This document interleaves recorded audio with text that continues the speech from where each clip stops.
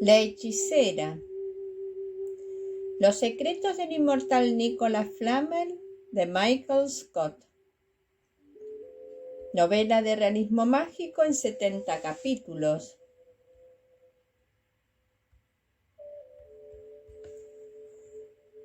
Estoy cansado, muy cansado. Y estoy envejeciendo rápido. Siento las articulaciones rígidas, he perdido la agudeza visual y tengo que forzar el oído para percibir los sonidos. Durante los últimos 5 días me he visto obligado a utilizar mis poderes más veces que a lo largo de todo el siglo pasado, lo cual ha acelerado el proceso de envejecimiento notablemente. Calculo que he envejecido al menos una década o incluso más desde el pasado jueves. Si quiero seguir con vida, debo recuperar el libro de Abraham y no puedo bajo ninguna circunstancia arriesgarme a utilizar mis poderes una vez más. Pero Dee tiene el códex en sus manos y sé que no tendré otra opción que utilizar otra vez mi ya mermada aura. Y lo haré, si es que sobrevivimos. Cada vez que se consume, me acerco más a la muerte, y si Perenelle y yo fallecemos, ya nada se interpondrá entre el camino de Dee y los oscuros inmemoriales. Cuando perezcamos, el mundo llegará a su fin. Pero todavía no estamos muertos y tenemos a los mellizos. Esta vez se trata de los verdaderos mellizos, de los legendarios mellizos con auras puras de color dorado y plateado.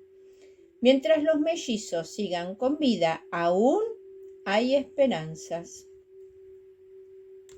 Estamos a punto de adentrarnos en Londres. Temo a esta ciudad sobre todas las demás ciudades, ya que su corazón yace todo el poder de Dee. La última vez que Perenelle y yo estuvimos aquí, en septiembre de 1666, el mago casi convierte esta ciudad en cenizas con un intento de capturarnos. Jamás volvimos. Londres ha atraído a inmemoriales de todo el planeta. Hay más en esta ciudad que en cualquier otra de la faz de la tierra.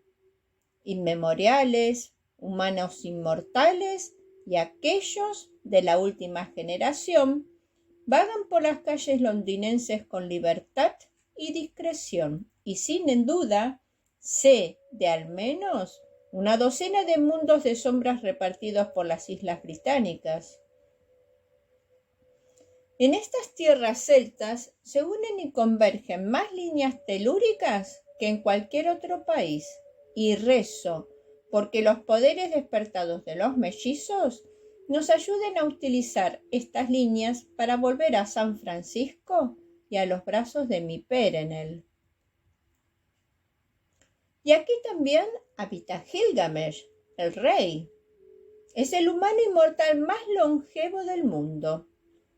Su sabiduría es incalculable a la vez que enciclopédica. Se dice que antaño fue el guardián del códex y que incluso conoció al mítico Abraham, el creador del libro. La leyenda cuenta que Gilgamesh conoce todas las magias elementales, aunque misteriosamente jamás ha tenido el poder para utilizarlas. El rey no posee aura. Muchas veces me he preguntado cómo debe de ser eso. Poseer el conocimiento de tantas cosas increíbles, tener acceso a la sabiduría de los días de la antigüedad, dominar todas las palabras y hechizos que podrían convertir a este mundo en el paraíso que una vez fue, y aún así no ser capaz de utilizarlos. Les he explicado a Sophie y a Josh que necesito que Gilgamesh le forme en la magia del agua y que además nos ayude a encontrar una línea telúrica que nos lleve de vuelta a casa. Pero lo que ellos no saben es que esta es una apuesta desesperada. Si el rey se niega a hacerlo, nos veremos atrapados en los dominios de Dee, sin posibilidad alguna de poder escapar. Tampoco les he confesado que Gilgamesh está bastante loco, y que la última vez que nos vimos, él pensó que estaba intentando matarle. Extracto del diario personal de Nicholas Flamel, el alquimista, escrito el lunes 4 de junio en Londres, la ciudad de mis enemigos. Capítulo 1. Creo que son ellos. El joven ataviado, con un abrigo verde y situado exactamente bajo el gigantesco reloj circular de la estación de St. Pancras, apartó su teléfono móvil del oído para comprobar la pantalla rectangular del aparato, donde brillaba una imagen borrosa en formato JPG. El mago inglés había enviado la imagen hacía un par de horas. Se veía claramente la hora y la fecha en que la habían tomado, las 23:59 horas del 4 de junio. Los colores apenas se diferenciaban entre sí y daban la sensación de que la fotografía había sido tomada por una cámara de seguridad. Mostraba un anciano con cabello canoso y corto que, acompañado por dos adolescentes, subía a un tren. Poniéndose de puntillas el joven, rastreó con la mirada la estación para no perder de vista al trío que acababa de vislumbrar. Por un instante pensó que les había perdido la pista entre la multitud, si bien, aunque tal cosa hubiera pasado, no llegarían muy lejos. Una de sus hermanas estaba en la planta baja y la otra fuera de la estación, vigilando la entrada. Pero, ¿dónde se habían metido el anciano y los dos adolescentes? Al intentar diferenciar las incontables esencias que cubrían la atmósfera de la estación, el joven abrió completamente las aletas de la nariz, estrechas y puntiagudas. Identificó y descartó rápidamente el hedor que desataba tal cantidad de seres humanos, la miríada de perfumes y desodorantes, de jabones y cremas, el olor grasiento a comida frita que emergía de los restaurantes de la estación, el rico aroma del café y el penetrante y empalagoso tufo metálico de los motores y vagones de los trenes. Las aletas de su nariz se expandían de forma casi inhumana mientras cerraba los ojos y echaba la cabeza ligeramente hacia atrás. Los olores que estaba buscando eran más ancestrales, más salvajes, más insólitos. ¡Ahí! Menta. Una mera insinuación. Naranjas. Poco más que una vaga sugerencia. Vainilla. Apenas un perceptible rastro. Escondidas tras unas diminutas gafas de sol rectangulares, sus pupilas de un color azul negruzco se dilataron. Olfateó el aire en un intento de localizar la tenue estela de esencias camufladas en el ambiente de la gigantesca habitación. ¡Los tenía! El anciano, que había visto la imagen de su teléfono, caminaba a zancadas por la estación directamente hacia él. Llevaba unos vaqueros negros y una chaqueta de cuero muy desgastada y cargaba con una maleta de viaje en su mano izquierda. Le seguían dos adolescentes rubios tan parecidos que incluso podrían ser hermanos. El chico era más alto que la chica y ambos cargaban con mochilas. El joven tomó rápidamente una instantánea con la cámara fotográfica de su aparato móvil y la envió al doctor John Dee. Aunque el mago inglés solo le provocaba desprecio y desdén, lo último que quería que éste se convirtiera en su enemigo. Dee era el agente de uno de los oscuros inmemoriales más ancestrales y, sin duda alguna, más peligroso de todos.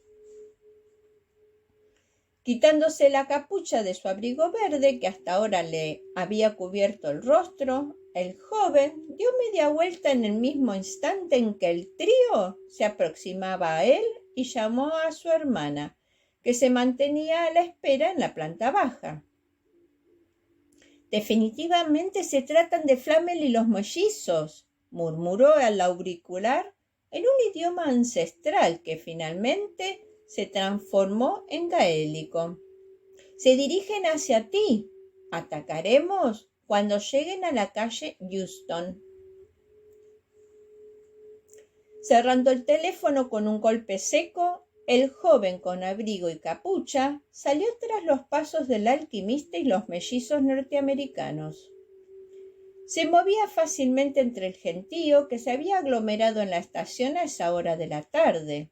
Aparentaba ser otro adolescente más, pasando desapercibido y anónimo, con unos vaqueros desaliñados, unas zapatillas de deporte raspadas, un abrigo varias tallas más grande, una capucha que le tapaba la cabeza y el rostro y unas gafas de sol que ocultaban sus ojos.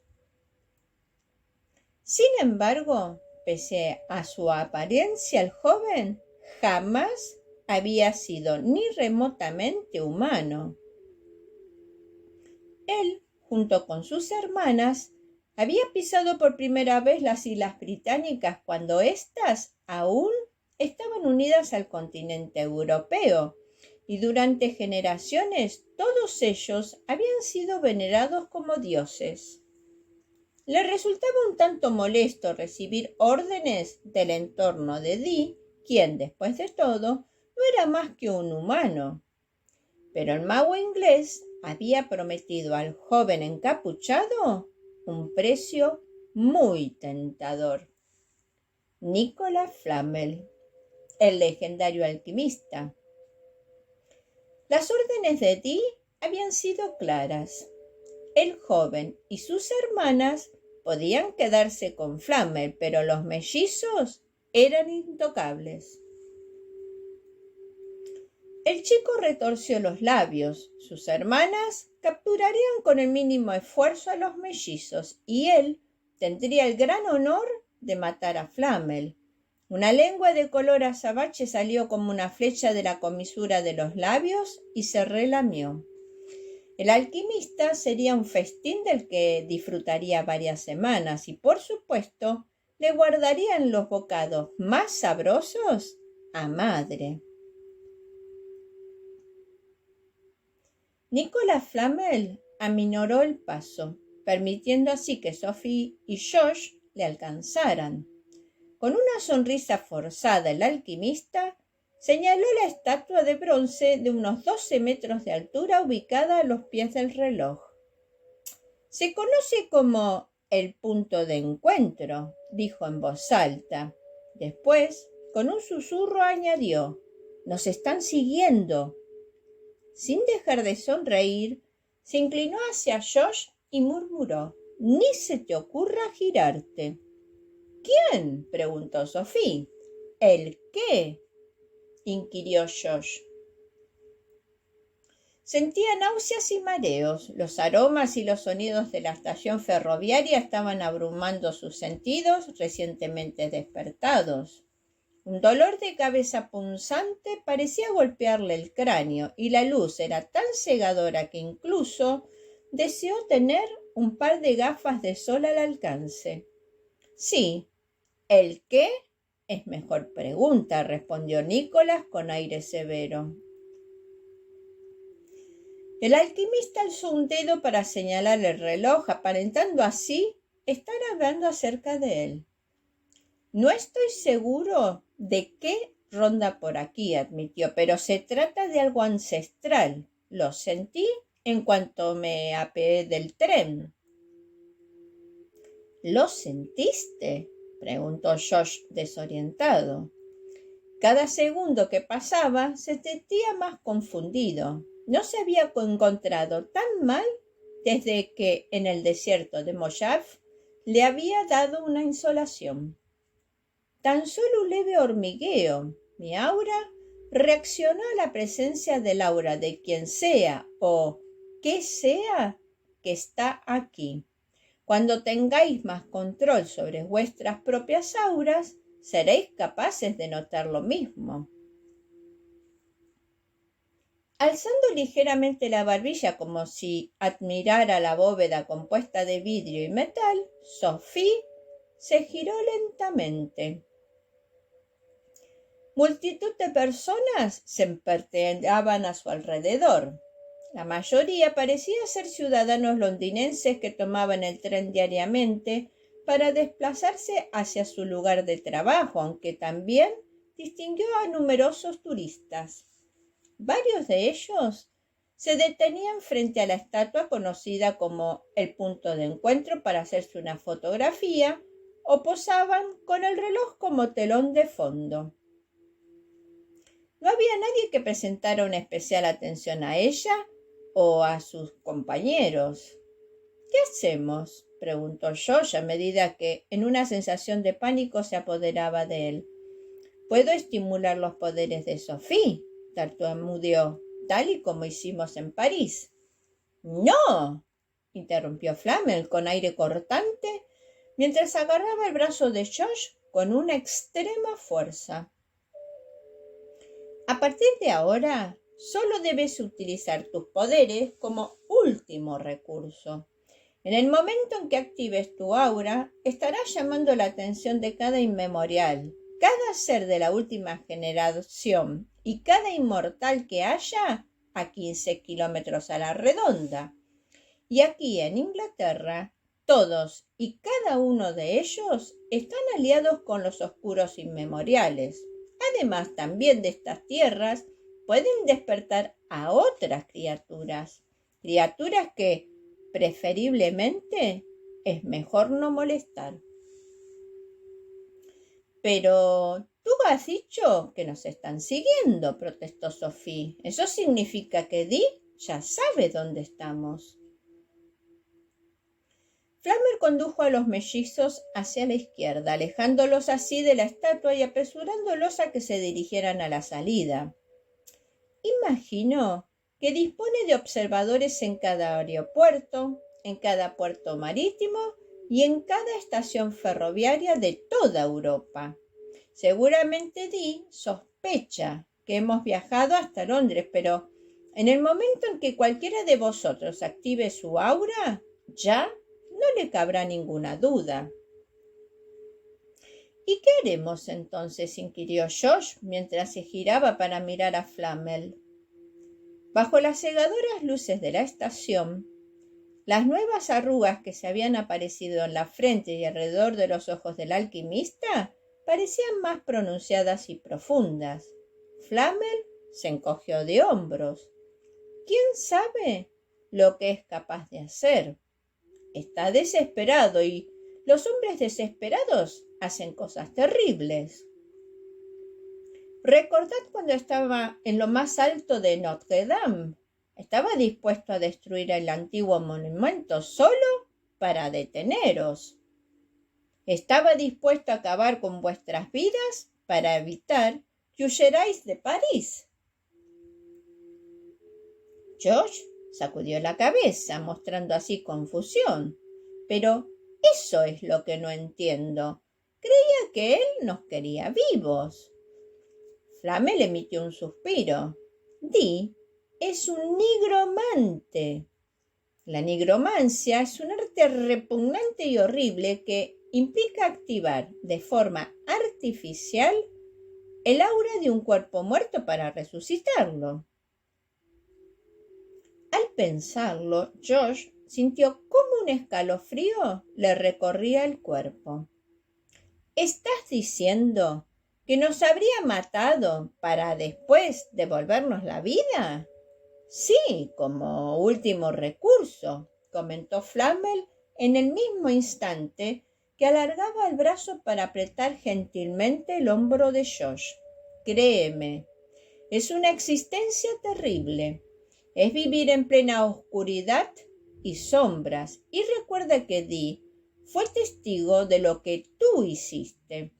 Así que ahora puede presentir lo que eres capaz de hacer.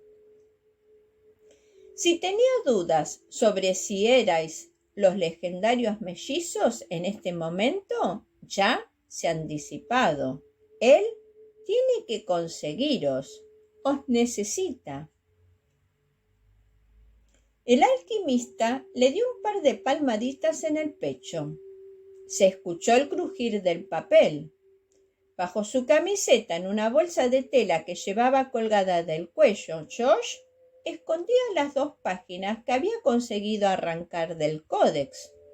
Y sobre todas las cosas, necesita estas páginas. El grupo siguió las señales que indicaban la salida de la estación a la calle Euston. Les arrastraba una avalancha de londinenses que seguían su misma dirección. Pensé que habías dicho que alguien nos recogería, recordó Sophie mirando a su alrededor. Y Saint-Germain me dijo que intentaría contactar con un viejo amigo, murmuró Flamel. Quizá no ha podido ponerse en contacto con él.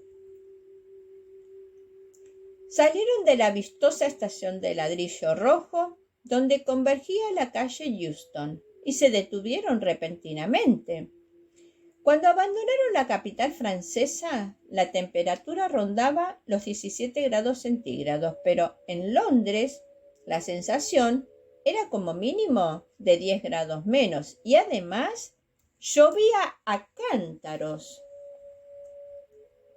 El viento que recorría las calles era tan frío que los mellizos empezaron a tiritar, dieron media vuelta y buscaron cobijo en la entrada de la estación.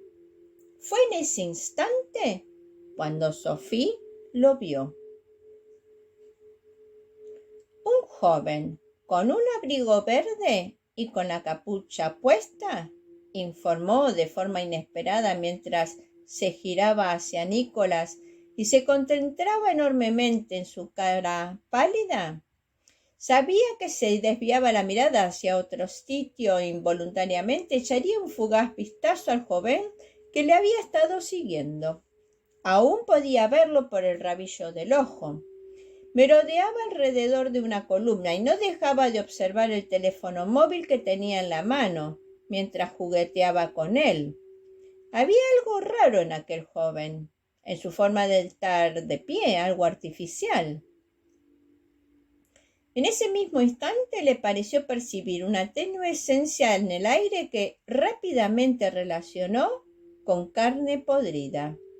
Arrugó la nariz, cerró los ojos y concentró toda su atención en aquel olor particular. Huele a algo putrefacto, como echado a perder. La sonrisa que se había formado en el rostro del alquimista se torció. Lleva una capucha, así que es él quien nos ha estado siguiendo. Los mellizos apreciaron un temblor en su voz. Pero no es un chico, ¿verdad?, preguntó Sophie. Nicholas negó con la cabeza. Ni siquiera se acerca. Josh inspiró profundamente. Está bien. ¿Sabes? Hay 2 personas más que llevan los abrigos verdes con capucha y que ambos están corriendo hacia aquí. —Terés —murmuró Flamel aterrorizado—, tenemos que irnos. Agarrando a los mellizos por el brazo, los arrastró hacia el exterior de la estación, donde seguía diluviando, torció a mano derecha y los condujo hacia la calle. La lluvia era tan fría que incluso Josh se quedó sin respiración. Las gotas podían confundirse con perdigones helados que se incrustaban en el rostro. Finalmente, Flamel guió a los mellizos hacia un callejón donde podían refugiarse del aguacero. Josh intentó recuperar el aliento. Se apartó el cabello de la cara y miró directamente al alquimista. ¿Quiénes son?, inquirió. Los encapuchados, contestó el alquimista con tono amargo. Dee debe estar desesperado. Y debe de ser más poderoso de lo que creía si realmente puede darle órdenes. Son los Genii Cuculati. Ah, genial, comentó George. Con esa información ya me quedó más claro, dijo después, y se giró hacia su hermana y añadió. ¿Alguna vez has oído? Empezó.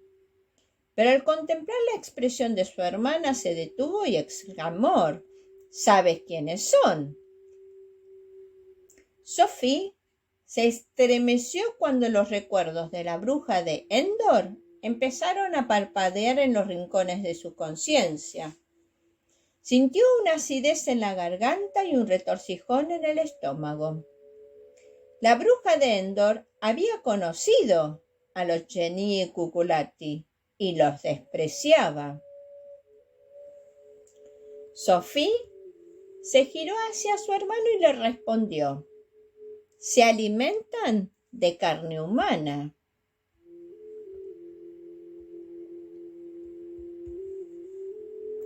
El tercer libro de esta asombrosa saga, henchida de increíbles aventuras, Michael Scott promete, en una recorrida por Bretaña, no dejarnos de hechizar.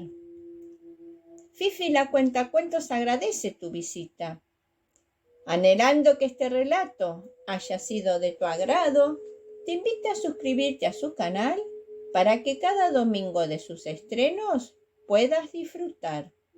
Y no olvides la campanilla activar para que YouTube te lo pueda recordar.